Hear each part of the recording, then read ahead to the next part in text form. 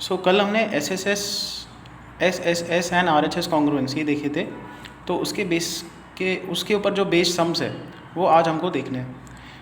Now P, एक solved example देख लेते हैं। P is a point equidistant from two lines L and M intersecting at point A, show that line A P bisects angle between them.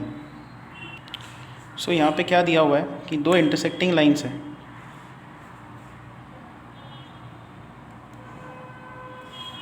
They intersect at point ए।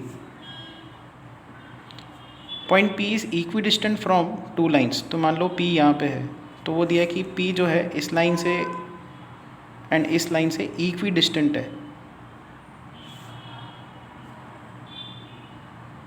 तो उसका distance in दोनों line से same है। तो आपको prove करना है कि ये जो AP लाइन है it bisects angle A। So let's say this is Q and this point is R। Now if you consider these two triangles, दोनों के दोनों राइट एंगल ट्राइंगल्स है, क्योंकि यहाँ पे एक 90 एंगल है, यहाँ पे एक 90 एंगल है, तो यहाँ पे R तो R है। फिर देखो इस ट्राइंगल का हाइपोटेनस AP है, इस ट्राइंगल का हाइपोटेनस भी AP है, और AP इसमें भी है, AP इसमें भी है, तो इन दोनों ट्राइंगल्स का एक हाइपोटेनस का जो साइड है वो सेम है। और फिर ये वाला एक बचा हुआ साइड, यहाँ पे PQ, यहाँ पे PR, वो सेम है, तो एक रिमेनिंग साइड सेम है। तो कौन सा कॉन्ग्रुएंस हुआ है यहाँ पे? RHS congruence. तो आप यहाँ पे लिख सकते हो triangle AQP is congruent to triangle ARP and the congruence is RHS congruence.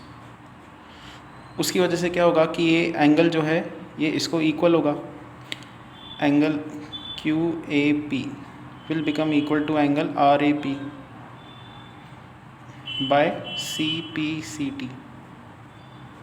Therefore आप क्या लिख सकते हो? AP bisects angle A। Now we'll come to exercise 7.3. Triangle ABC and DBC are two isosceles triangles on the same base BC.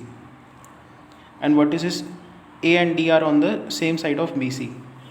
If AD is extended to intersect BC at P, show that triangle ABD is congruent to triangle ACD. Triangle ABP is congruent to triangle ACP. AP bisects angle A as well as angle D. AP is the perpendicular bisector of BC.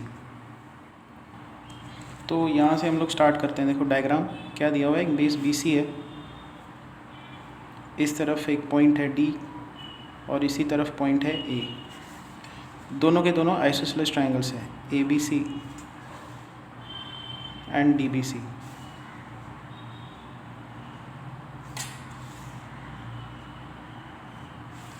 So this side is equal to this side is equal to this. A and D को आप join कर दो। फिलहाल इतना ही draw करते हैं, इसको आगे एक्सटेंड करके जो P पॉइंट और बाकी की चीज़ें वो बाद में देखते हैं। अब अगर आप देखो ये छोटा ट्रायंगल और ये छोटा ट्रायंगल, ट्रायंगल ABD, ये कॉन्ग्रुएंट होगा ट्रायंगल ACD को। कैसे? देखो यहाँ पे एक साइड, यहाँ का एक साइड इक्वल है, यहाँ का एक साइड, यहाँ का एक साइड इक्वल है, और AD तो दोनों में ही कॉमन है, तो तीनों साइड्स इनके इक्वल है। ठीक है, तो ये जो इस ट्रायंगल में डबल डैश, ट्रिपल डैश और ये वेवी इक्वेशन ये वेवी सिंबल दिख रहा है, सेम चीज़ यहाँ पे डबल डैश, ट्रिपल डैश और फिर ये वेव टाइप का जो सिंबल है वो दिख रहा है, तो तीनों साइड्स इक्वल है यहाँ पे। तो यहाँ पे कौन सा कॉन्ग्रुएंस है? SSS congruence.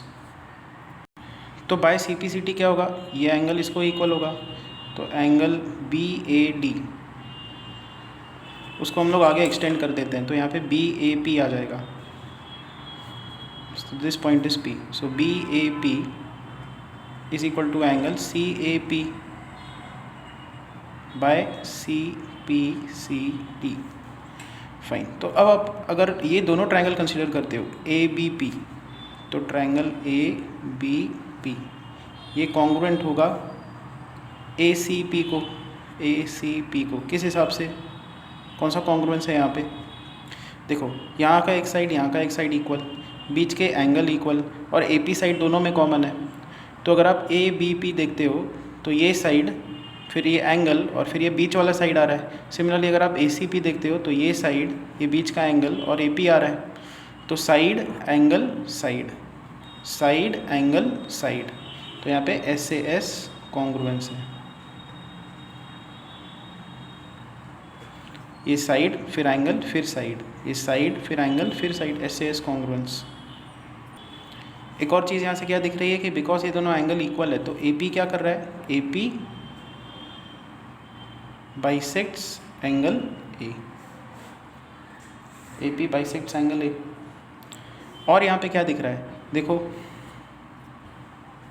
Because A B P और ए सी पी ये कॉन्ग्रुएंट है तो ये वाला जो साइड है और ये वाला साइड इक्वल होना चाहिए। तो आगे हम लोग ये भी लिख सकते हैं B P is equal to P C. ये कहाँ से आया, सी पी सी टी, क्योंकि ये बड़े दो ट्रायंगल्स कॉन्ग्रुएंट है तो उनके करस्पॉन्डिंग पार्ट्स इक्वल होने चाहिए, तो ये दोनों इक्वल। अब अगर आप इस ट्रायंगल को ऑब्जर्व करो, D B P and D C P, ये दोनों ट्रायंगल्स भी कॉन्ग्रुएंट हुए, ये एंड ये, क्योंकि एक साइड इसका, यहाँ का एक साइड इक्वल, यहाँ पे एक साइड और ये साइड इक्वल, और फिर ये वाला जो साइड है, ये वाला साइड डी पी इसमें भी है, डी पी इसमें भी है। तो यहाँ पे आप क्या लिख सकते हो, triangle D P B is congruent to triangle DCP, SSS congruence. Now because ये दोनों ट्रायंगल्स कॉन्ग्रुएंट है तो ये दोनों एंगल क्या होने चाहिए, इक्वल होने चाहिए by C P C T. तो एंगल ये डी पॉइंट है तो angle B D P is equal to angle C D P by C P C T. तो यहाँ से क्या दिख रहा है कि ये जो ए पी है ये एंगल भी इक्वल है ना, तो ए पी इस एंगल डी को भी बाइसेक्ट कर रहा है। So A P bisects angle D as well. तो ए पी ए को भी बाइसेक्ट कर रहा है, डी को भी बाइसेक्ट कर रहा है। नाउ बिकॉज ये दोनों ट्रायंगल्स कॉन्ग्रुएंट है तो ये जो बेस एंगल है जेड जेड, ये दोनों इक्वल हो जाएंगे। ये लीनियर पेयर भी फॉर्म कर रहे हैं तो जेड प्लस जेड कितना होना चाहिए, जेड प्लस जेड 180 होना चाहिए। तो 2z कितना होना चाहिए, 180। z का वैल्यू कितना आना चाहिए, 90। कहने का मतलब ये एंगल 90 है, ये एंगल 90 है। और बिकॉज ये दोनों कॉन्ग्रुएंट है हमने ये भी प्रूव किया कि ये जो बी पी है is equal to P C है। तो यहाँ से क्या दिख रहा है कि जो ए पी है वो परपेंडिकुलर है और ए पी जो है वो इसको बाइसेक्ट भी कर रही है। तो A P is perpendicular bisector of B C. Second question पे आते हैं। A D is an altitude of isosceles triangle A B C in which A B is equal to A C. Show that A D bisects B C, A D bisects angle A. तो इसमें हमको ये दिया हुआ है, we have triangle A B C,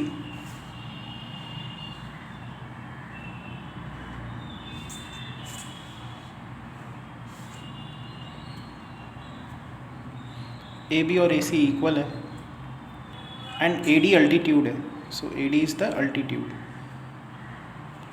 in isosceles triangle in which A B और A C equal है। तो हमको ये प्रूव करना है A D bisects angle A, A D bisects B C. देखो कैसे स्टार्ट करेंगे हम इसको। अगर आप ये दोनों ट्राइंगल्स कंसिडर करो तो दोनों राइट एंगल ट्राइंगल्स है, तो आर है यहाँ पे, दोनों का हाइपोटेनस इक्वल है, एच है यहाँ पे, और फिर दोनों का ये जो साइड है ये कॉमन है। तो ये साइड इस ट्रायंगल में भी है, ये साइड इस ट्रायंगल में भी है, और ये दोनों को कॉमन है तो मतलब दोनों इक्वल होगा, दोनों को इक्वल है, या दोनों का ये वाला साइड इक्वल है तो एक साइड इनका इक्वल है। तो कौन सा कॉन्ग्रुएंस हुआ यहाँ पे, R H S. So triangle A D B is congruent to triangle A D C by R H S congruence. तो by C P C T क्या होगा, B D side equal to D C आएगा, B D is equal to D C, and ये जो angle है ये इसको equal होगा, angle B A D is equal to angle C A D. ये दोनों आप कहाँ से लिख सकते हो, सी पी सी टी से। तो by C P C T ये हमको मिल रहा है कि ए डी जो है बी सी को बाइसेक्ट कर रहा है बिकॉज बी डी और डी सी इक्वल है, और फिर ए डी जो है वो ए एंगल को भी बाइसेक्ट कर रहा है। BAD is equal to CAD। तो ये लेक्चर हम लोग यहीं पे स्टॉप करते हैं। जो एक्सरसाइज के रिमेनिंग सम्स है वो नेक्स्ट लेक्चर में देखते हैं।